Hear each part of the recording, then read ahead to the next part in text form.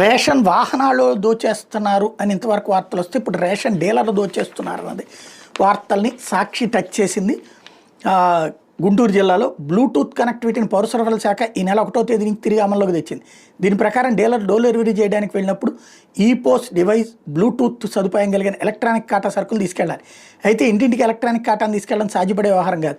ఈ నేపథ్యంలో గతంలో ఎండిఓల వద్ద ఉన్న బ్లూటూత్ సదుపాయం కలిగిన ఎలక్ట్రానిక్ ఖాతా హుక్ చాలా తేలిగ్గా ఉంటుంది. తీసుకెళ్లి వేలిముద్దలు వేయించి బియ్యానికి బదులు నగదిచ్చి లబ్ధి పొందుతున్నారు. ఈ నెల 1వ తేదీ నుంచి కాస్త కట్టుదిట్టం చేయడంతో దాని ప్రభావం రేషన్ పంపిణీ మీద పడింది. ఇతర జిల్లాల్లో 40 నుంచి 50% పైగా పంపిణీ ఇప్పటికే పూర్తయితే గుంటూరు జిల్లాలో 972 రేషన్ దుకాణాలు శనివారం సాయంత్రం వరకు 1,63,380 క్వింటాళ్లే అయినాయి. గత నెలలో డీలర్లు ఇష్టారాజ్యంగా వ్యవహరించారన్న ఆరోపణలు ఉండటం, ఏదైనా డిపో పరిధిలో 5 నుంచి 10% నుంచి పోర్టబిలిటీ కార్డులకు రేషన్ సరుకులు ఇవ్వకూడదు. అయితే జూలైలో కొన్ని షాపుల పరిధిలో 60% పోర్టబిలిటీ కార్డులకు రేషన్ ఇచ్చారు. దీనివల్ల కొంతమంది డీలర్ల వద్ద సరుకులు నిల్వ అస్సలు తగ్గలేదు. కొందరు షాపులో సరుకులు అయిపోయాయి.